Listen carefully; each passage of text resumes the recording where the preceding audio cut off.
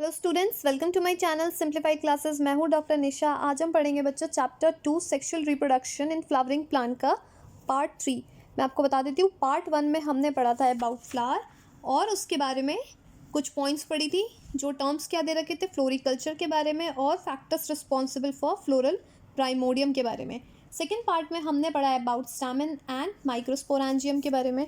सो हमने till microsporogenesis and microsporangium तक पढ़ लिया था। इस वीडियो में हम स्टार्ट करते हैं पार्ट 3 में फ्रॉम अ पॉलन ग्रेन्स। तो पहले जो बुक में पॉइंट्स दे रखे पहले मैं वो बता देती हूँ।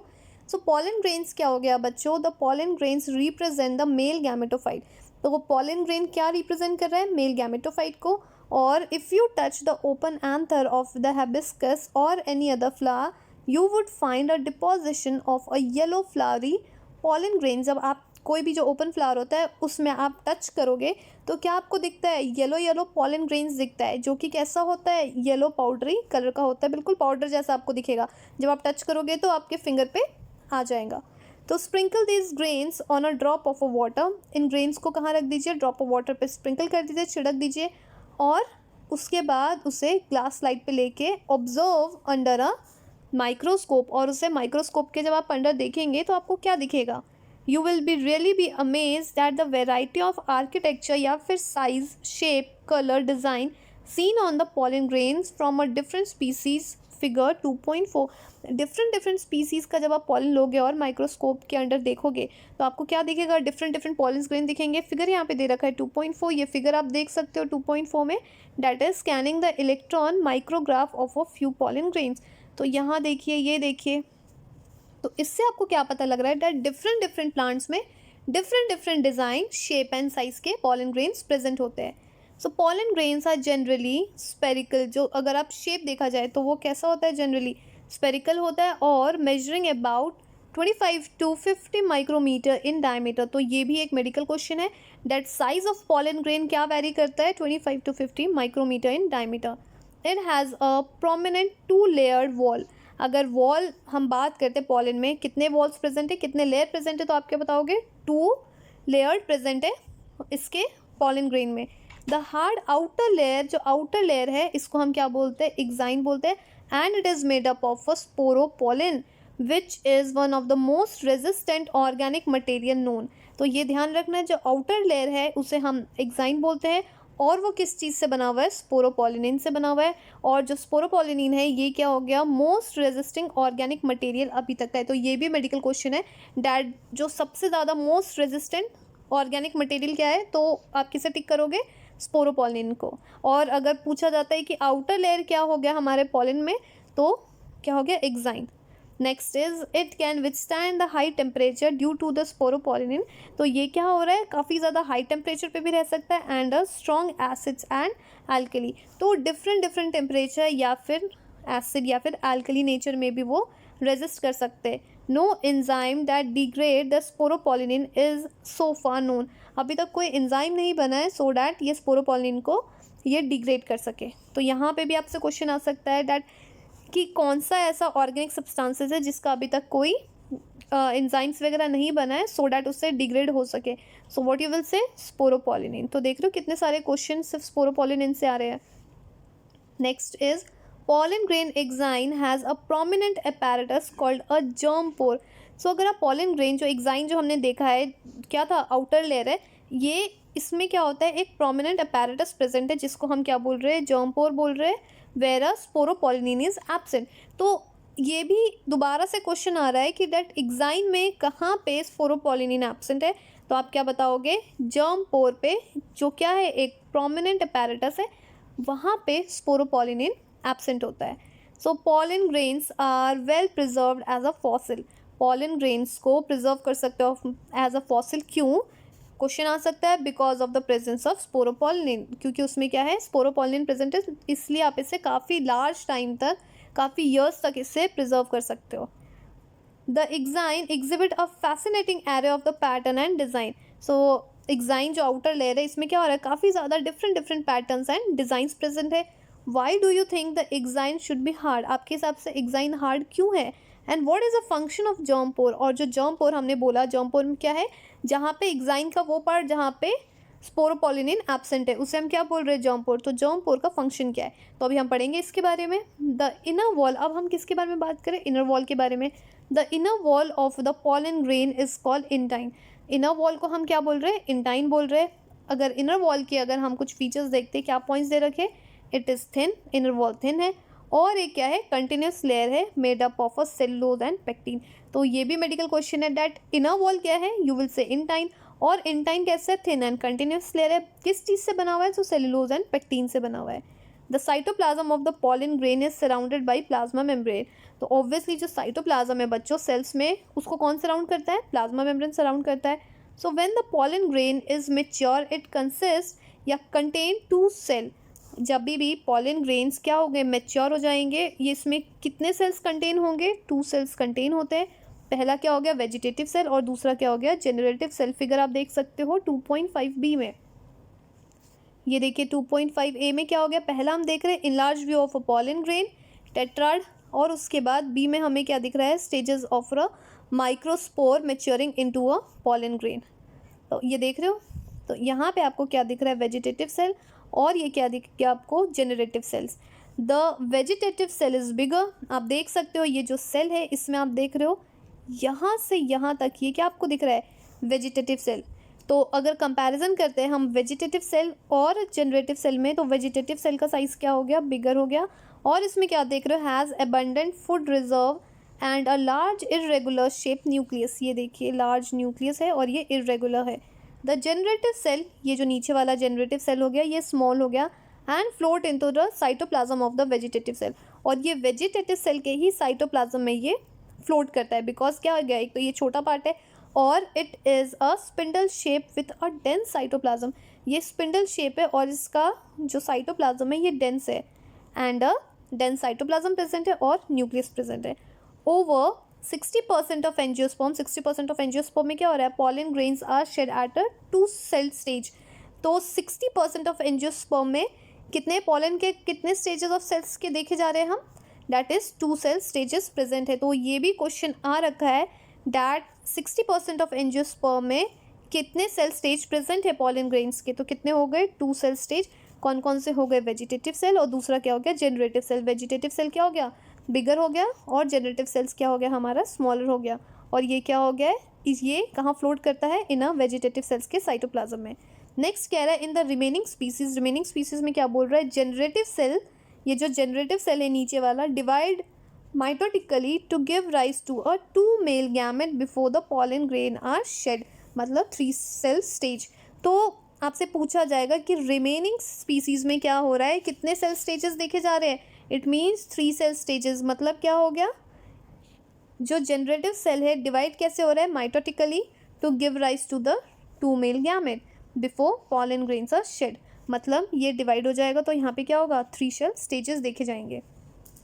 क्लियर है बच्चों। Next is pollen grains of the many species cause a severe allergies. Pollen grains के कारण बहुत एलर्जीज हो जाती है। अब वो एलर्जीज क्या हो सकती है, या फिर ब्रोंकियल एफिलिएशन हो सकता है in some people, often leading to. अब ये जो पॉलन से, अब आप सोचो कि पॉलन से कैसे किसी को एलर्जीज हो सकती है, तो हो जाती है जैसे हो सकता है क्रॉनिक रेस्पिरेटरी डिसऑर्डर जैसे अस्थमा या फिर bronchitis.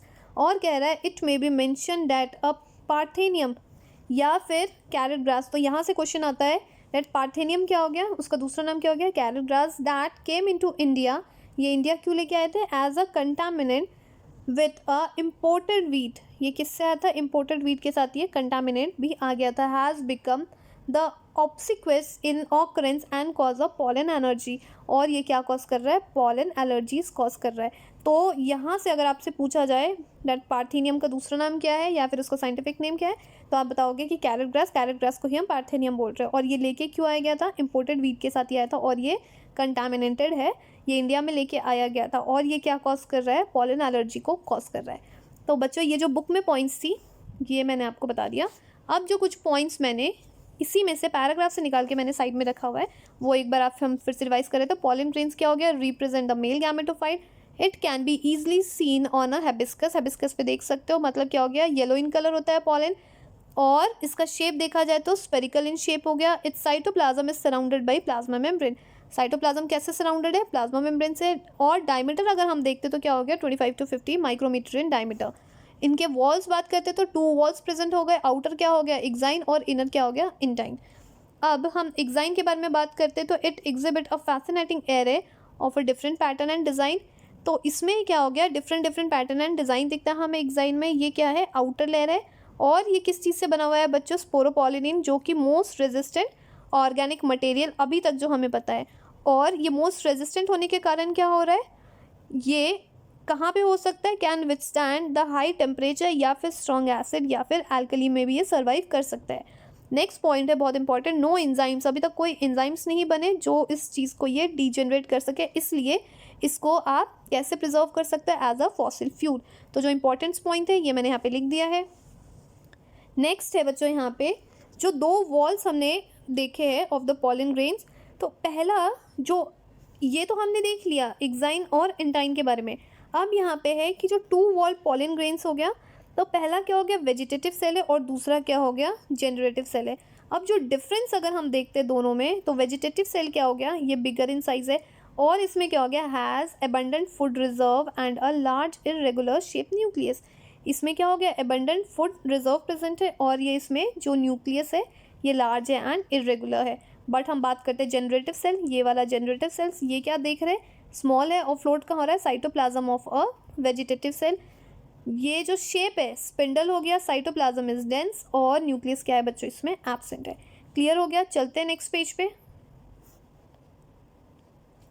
Pollen grains are rich in nutrients, अगर हम न्यूट्रिशन में बात करें तो पॉलन ग्रेन्स क्या है रिच इन न्यूट्रिएंट्स हो गया। It has become a fashion in a recent year to use a pollen tablet as a food supplement. तो आजकल क्या हो रहा है काफ़ी ज़्यादा कॉमन हो गया है दैट पॉलन जो टैबलेट्स है इसको एज अ फूड सप्लीमेंट लोग उससे यूज़ कर रहे हैं। और इन वेस्टर्न कंट्रीज़ में क्या हो रहा है large number of pollen products in the form of tablet and the syrup are available in the market.